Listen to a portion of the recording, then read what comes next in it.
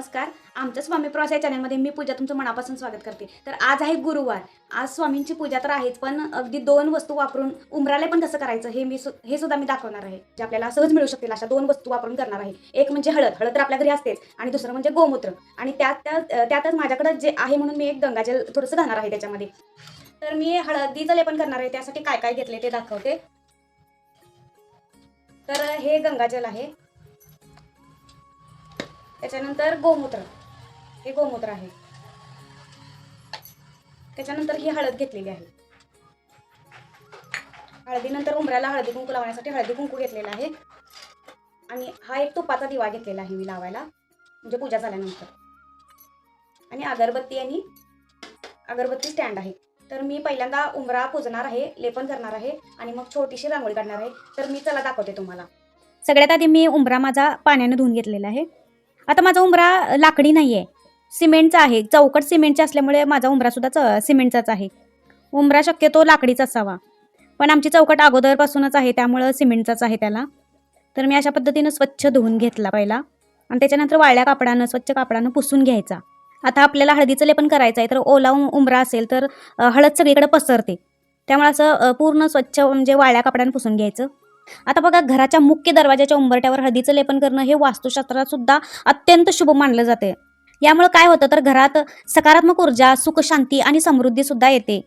आता या हळदीमध्ये इतकी ताकद असते की नकारात्मक शक्तींना सुद्धा दूर ठेवते, वास्तू दोष कमी होतो आणि लक्ष्मीला आकर्षित सुद्धा करते ही हळद. तर मी इथं हळद घेतलेली आहे आणि त्यामध्ये आता थोडंसं गोमूत्र घालणार आहे. तर मी एवढीच घेतलेली आहे हळद. जेवढी आपल्याला लागते तेवढीच घ्यायची, जास्त नाही घ्यायची आणि तेवढीच उंबऱ्यापुरती पसरवायची. आता याचा फायदा काय आहे तर बघा, आता उंबरट्यावर हळद लावल्याने घरात सकारात्मक ऊर्जा येतेच, तर त्याचबरोबर आनंदी वातावरण सुद्धा घरातलं आपल्या होतं. तर आता थोडंसं मी माझ्याकडे गंगाजल आहे ते पण घालणार आहे मी त्याच्यामध्ये. तर आता ह्याच्यामध्ये काही जण गुलाबजल पण घालतात, चंदन पावडर सुद्धा घालतात. तर माझ्याकडं जेवढं आहे तेवढ्यामध्येच मी करणार आहे. असं काही नाही की सगळंच घातलं पाहिजे, सगळंच आणलं पाहिजे, असं काही नसतं. तुम्ही कुठलीही पूजा करताना किती मनापासून करताय याला महत्त्व असतं. तर मी असं घोळून घेतलेलं आहे. आता थोडंसं कोरडं आहे तर मी थोडंसं पाणी घालणार आहे त्याच्यामध्ये. आता याच्यामुळे वास्तुदोष सुद्धा आपल्या घरातील जर असेल तर तो सुद्धा निघून जातो. कारण बघा, शास्त्रात उंबरठा हा ग्रहांचा केंद्रबिंदू मानला जातो, जिथे हळद लावल्याने वास्तुदोष दूर होतात. तर मी चमच्यानं वगैरे काही लावलेलं नाही, असं हातानंच लावून घेणार आहे. तर सगळीकडे मी असं पसरवून घेणार आहे. आता आमचा उंबरा हा सिमेंटचा आहे, काही ठिकाणी ग्रेनाईटचा वगैरे पण घालतात. पण फक्त एवढं लक्षात ठेवायचं की ग्रेनाईट जरी घातलं तरी ती काळ्या कलरचं नसावं. तर मी अशा पद्धतीने लावून घेतलं आणि आमच्या ह्या चौकटीला म्हणजे माझ्या ह्या उंबऱ्याला चॉकलेटी कलर लावून घेतलेला आहे मी खाली अगोदर, ज्यामुळे नकारात्मक शक्ती घरात प्रवेश करत नाही आपल्या. म्हणजे बघा, हळदीचे किती फायदे आहेत. हळद ही औषधी सुद्धा आहे. आता लेपन करताना असं पूर्ण काना कोपऱ्यातून असं हळद लावून घ्यायची आणि खालून वरती लावायची अशी. म्हणजे फक्त चौकटीपुरतंच नाही तर वरचा जो उंबरा असतो, उंबऱ्याच्या उभे खांब असतात ना, त्याला सुद्धा असं लावून घ्यायचं थोडंसं. आता हा उपाय म्हणजे उंबरा लेपन केल्यामुळं घरातील आर्थिक सुख समृद्धी वाढण्यासाठी सुद्धा आपल्याला मदत होते. त्याचबरोबर आपली लक्ष्मी माता सुद्धा आकर्षित होते. कारण उंबरा म्हणजे आपल्या घराची लक्ष्मी रेषा असते, तिथून कुठलीही वाईट शक्ती आत येऊ शकत नाही. तोच उंबरा जर असा सुशोभित असेल आणि त्याच्यावरती हळदीचं लेपन असेल तर कुठलीही नकारात्मक शक्ती आत येऊ शकत नाही. तर तुम्ही बघू शकताय मी अशा पद्धतीनं आतल्या बाजूला सुद्धा लावून घेतलेलं आहे. इथं माझं उंबरा लेपन करून झालेलं. आता मी दोन्ही बाजूला हळदी कुंकू लावणार आहे उंबऱ्याला.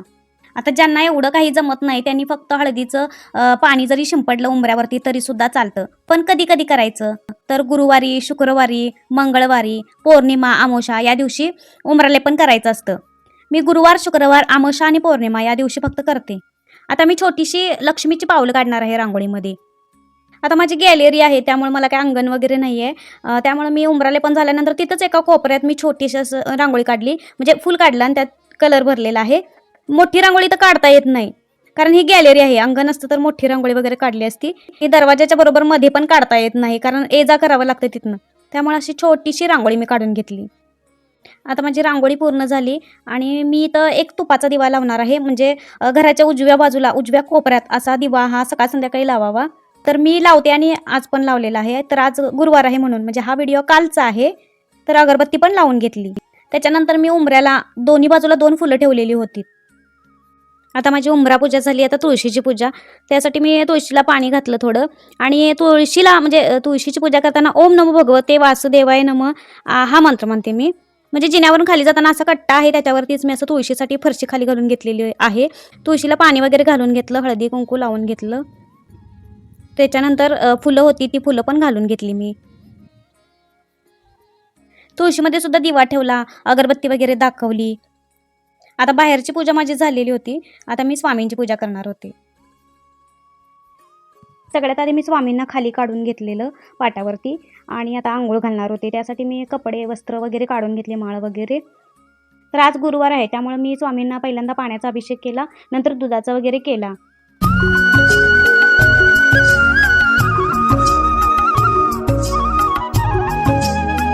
स्वामींना त्यांच्या टॉवेलनं पुसून वगैरे घेतलं मी. अभिषेक मस्त अभ्यंग स्नान घातलं स्वामींना आज.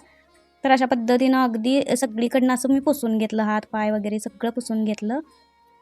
आता त्यांना मी त्यांच्या आवडीचं अत्तर लावलं, हाताला दोन्ही कानाच्या पाठीमागे वगैरे असं लावलं, चंदन लावलं, पिवळ्या कलरचं चंदन, त्याच्यावरती अष्टीगंध लावलं. तर आज गुरुवार आहे, त्यामुळे मी त्यांना ही माळ घालणार आहे, रुद्राक्षांची माळ घालणार आहे. आज मी त्यांच्यासाठी ही वस्त्र सिलेक्ट केलेली निळ्या कलरची. तर हे सुद्धा मी कापड आणून लेस वगैरे लावून तयार केलेलं आहे कापड. आणि ही टोपी ती सुद्धा मीच तयार केलेली आहे, म्हणजे मी शिवलेली आहे. तर बघा किती छान दिसत आहेत स्वामी महाराज. माझी स्वामींची पण पूजा झालेली आहे आणि उमरालेपण पण झालेलं आहे. तर आजचं माझ्या स्वामींचं रूप कसं दिसत आहे बघा.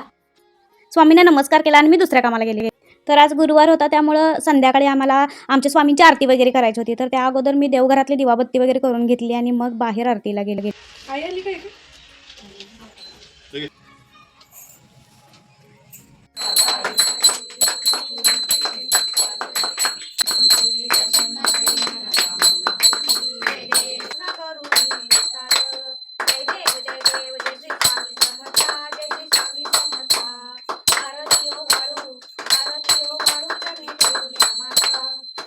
तर अशा प्रकारे आम्ही स्वामींची आरती करून घेतली. त्याच्यानंतर आरती ओवाळली सगळ्यांनी आणि असा आमचा गुरुवारचा दिवस गेला. तर अशा प्रकारे आमचा आजचा दिवस गेला. गुरुवारचा दिवस म्हणजे आम्हाला एक सण असल्यासारखं वाटतं, आनंदी प्रसन्न. आता सगळ्या आरती वगैरे झाल्यानंतर स्वामींना आम्ही नैवेद्य दाखवून घेतला आणि मग आम्ही जेवलो. तर आमच्या घरात सगळ्यांचाच गुरुवार म्हणजे सगळ्यांचाच उपवास असतो. श्री स्वामी समर्थ.